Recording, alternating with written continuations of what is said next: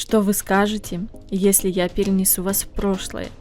Мы с вами вернемся на миллионы лет назад, когда суша еще была морем.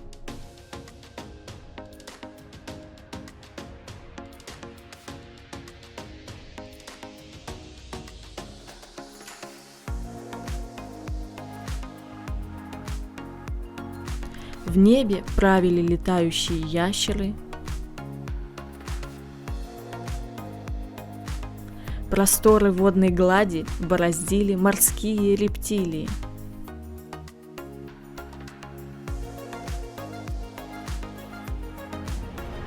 А на земле господствовали динозавры.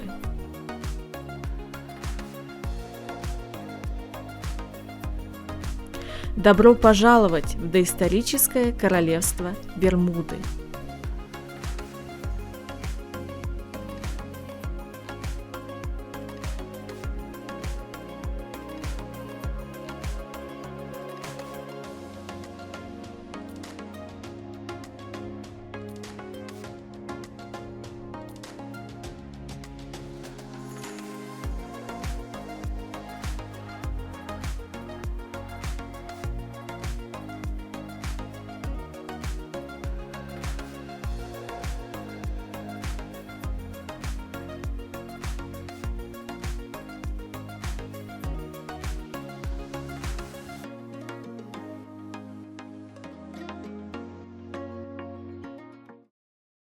Самка тираннозавра в погоне за добычей оказалась на отдаленных от большой земли островах, и теперь ей нужно вернуться, пока не начался прилив. Убедившись в том, что опасности поблизости нет, она осторожно спускается, озираясь по сторонам. Невдалеке она обнаруживает запах мяса и устремляется к нему. Благодаря отливу обнажились перешейки между маленькими островками, а вместе с этим и вот такие подарки от моря, как кусочек этого свежего мяса. Мимо нее молниеносно проносится пара велоцирапторов. Они не заинтересованы в пище, по крайней мере именно в этом куске, потому что рядом с этим мясом тираннозавр.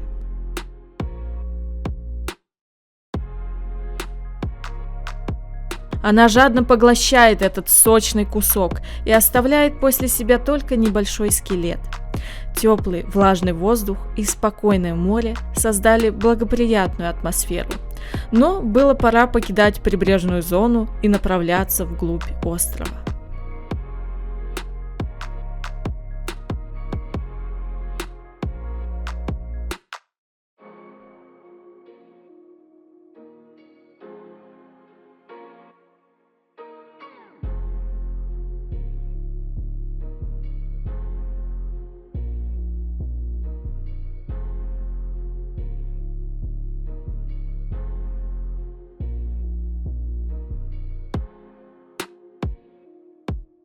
Самка тираннозавра добралась до водопада, когда полил сильный дождь. Она обнюхала поросший папоротником берег озера, взбухшего от дождей. По двум огромным лежащим вблизи скелетам она поняла, что где-то поблизости есть хищники, больше и свирепее нее. Утолив жажду, она направилась в укрытие, потому что погода ухудшилась. Ей посчастливилось, и на пути она наткнулась на труп небольшого динозавра, а значит, голодной она не останется.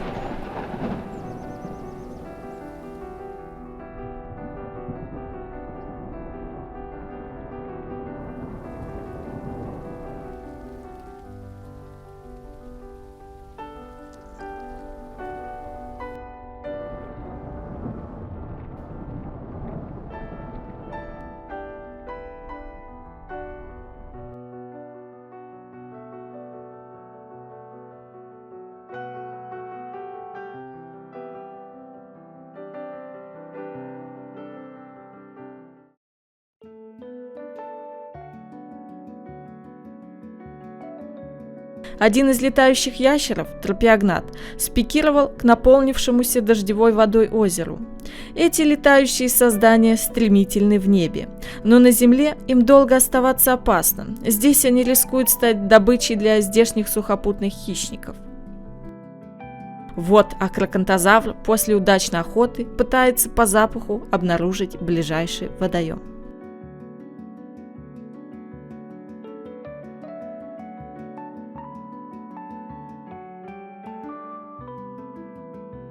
Малыш апатозавра с матерью на прогулке. Она заботливо срывает для него самые сочные верхушки деревьев. Но не у всех динозавров еда была в доступе на каждом шагу, как это было у травоядных.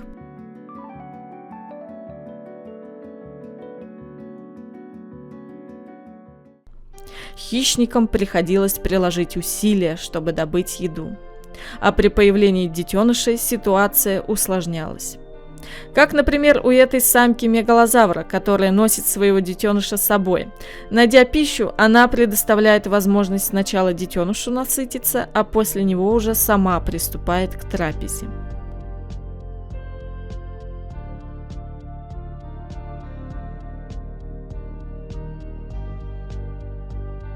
Хищники покрупнее, такие как акрокантозавр, занимали свои собственные территории для гнездования и охоты. У крупных хищных динозавров, в отличие от травоядных, детенышей было мало, от 1 до 3. И из-за этого в том числе они были заботливыми родителями, опекающими свое малочисленное потомство.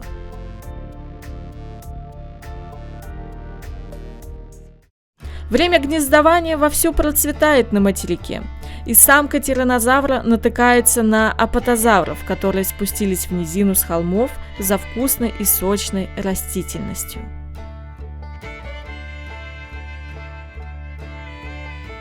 Тираннозавр наблюдает за ними. Она понимает, что вполне могла бы справиться с детенышем апаты, но пока рядом с ним мать, это не представляется возможным. Бороться с разъяренной самкой апатозавра, защищающей детеныша, мало кто отважится.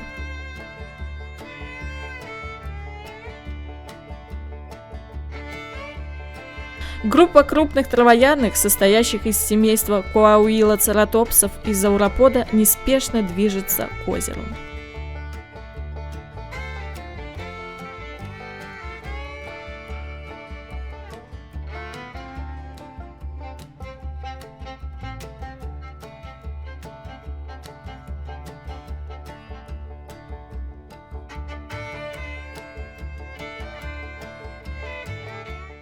А под водой мы можем с вами заметить в лучах заката проплывающего недалеко от острова одинокого мозазавра. Самка тираннозавра сталкивается с другим взрослым рексом. И неизвестен был бы исход этой ситуации, если бы этим другим рексом не была бы ее сестра.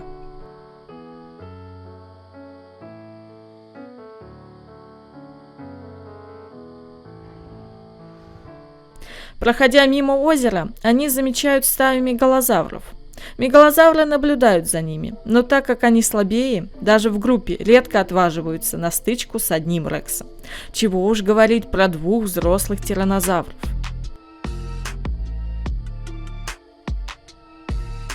Тем временем самки изрядно проголодались и направились на поиски пищи. По мере возраста тираннозаврам также требуется и больше мяса. На 2 голодных взрослых самок нужно несколько каркасов, чтобы они были сытыми и довольными.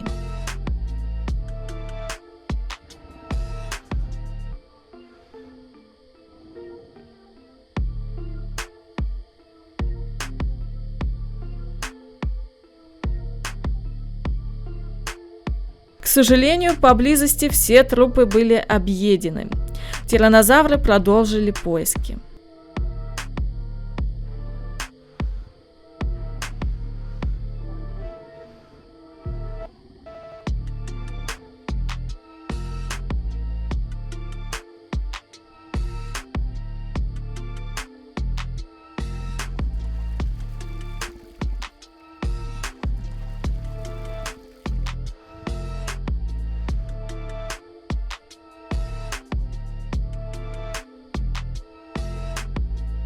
Как оказалось, стая мегалозавров следовала за ними. Когда рексы обнаружили запах свежего мяса, мегалозавры выдали себя своей несдержанностью.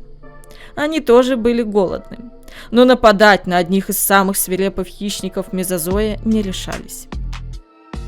Тираннозавры стали в оборонительную позицию. Они были очень голодны и за мясо были готовы драться. Но мегалозавры направились на поиски более доступной добычи. Эволюция не щадила те гены, которые придавали своим владельцам отчаянную храбрость. Тех, кто необдуманно бросался в опасный и рискованный бой, отбраковывал сам естественный отбор.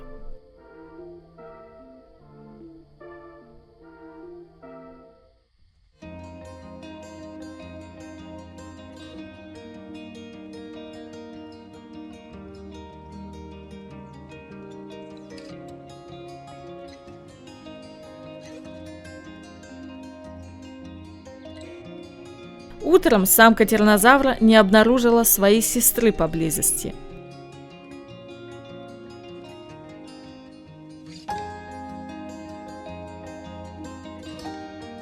А цератопсы, проведя ночь в пещере, потихоньку выходили на утреннюю кормежку.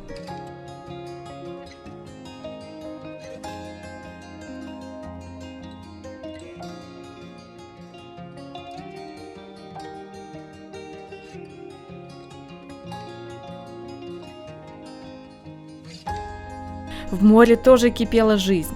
Ихтиовинатор, как и положено порядочному спинозавриду, вел полуводное существование и сразу с утра направился за своей излюбленной рыбой.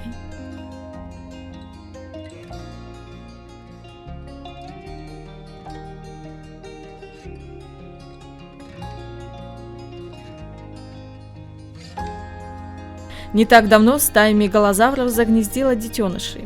Более того, двое из яиц уже вылупились и даже немного подросли.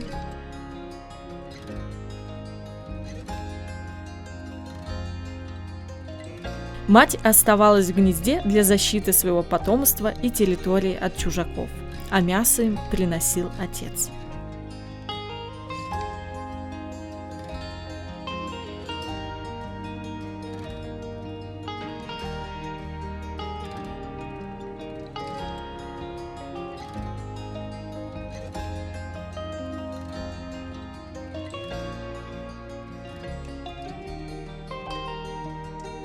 Стадо апатозавров паслось на вершине, которая была покрыта буйной растительностью, с небольшими и редкими деревьями по краям и со множеством высоких деревьев в центре. Со взрослыми возле озера находился и молодой черно-белый апатозавр. Он уже пережил возраст младенчества и смело отходил от матери на большие расстояния. Зауроподы поглощали тонны растительности, оставляя после себя голые и сломанные ветки деревьев. А нередко и сами деревья были сломаны и повалены этими гигантами. Самка тираннозавра все еще была одна, и она ранена. Кровавые следы говорят нам о том, что битва была не из простых, но то, что она держит свежий кусок мяса, означало, что все обошлось в ее пользу.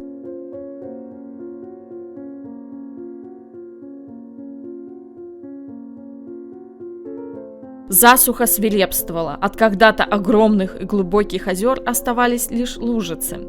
Неподалеку от так полюбившегося тираннозаврами озера обосновалась семья мегалозавров. Их детеныш уже вылупился, и им ничего не оставалось, как найти ближайший источник воды. К сожалению, озеро почти пересохло, и мегалозавры ревностно охраняли тот небольшой водоем, остаточную часть от когда-то величественного озера. В период гнездования динозавры становятся наиболее агрессивными, и к тому же рядом с ней не было ее сестры, поэтому самка тираннозавра решила отступить. С наступлением засушливых сезонов динозавры отправляются мигрировать на сотни километров, чтобы добраться до более влажных районов. Апатозавров уже не видно.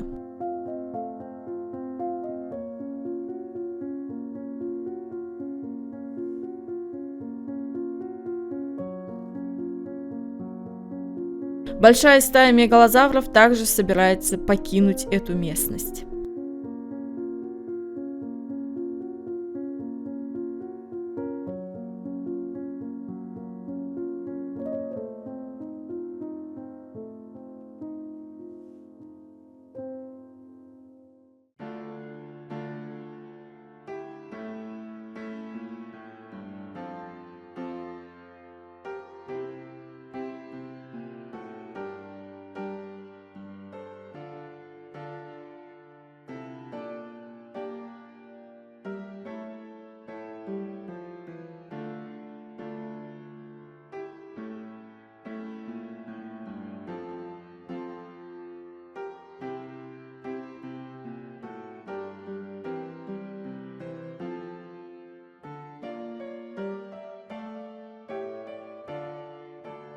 Самка тираннозавра наконец встретила свою сестру, и они решают дождаться сезона дождей, а до той поры обходиться мелкими водоемами.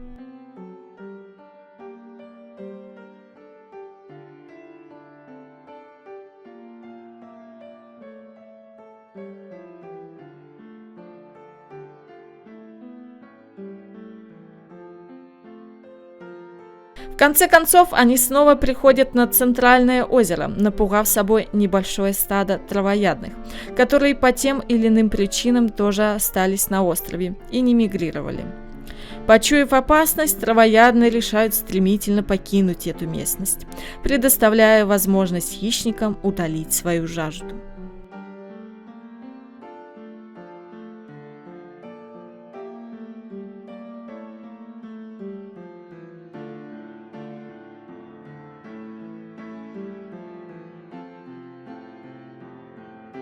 Все когда-то рано или поздно заканчивается, и засуха, наконец, отступает. Только самые стойкие смогли пережить ее. Она предоставляет возможность бескрайним доисторическим морям затопить прибрежную зону.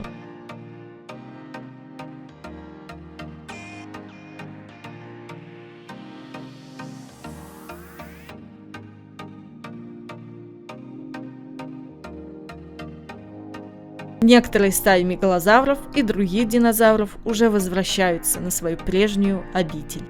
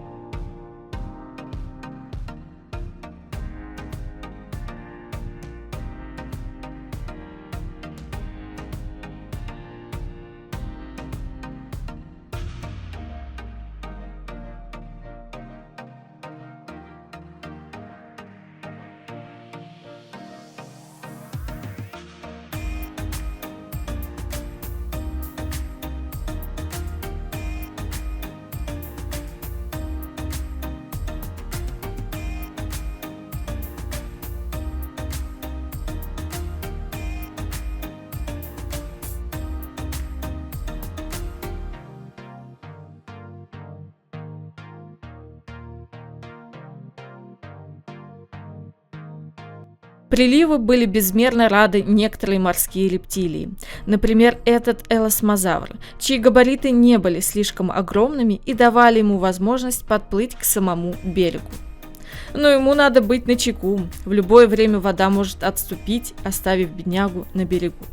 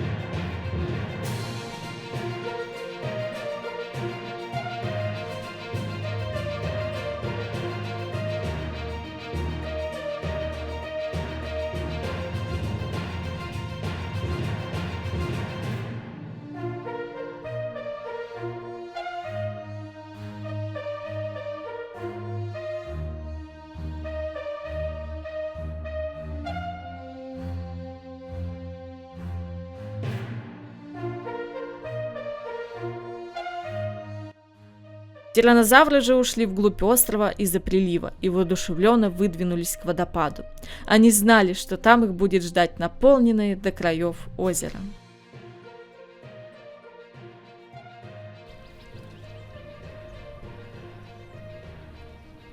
Вот и первый дождь после засухи застал их на полпути.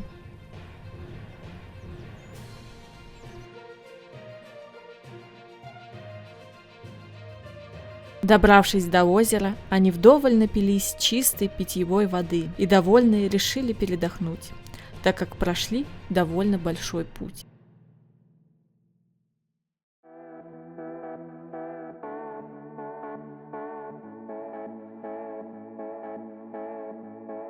Все возвращалось на круги своя. Эта местность снова была населена различными формами жизни, уместными в то время. И природа снова расцветала и оживала.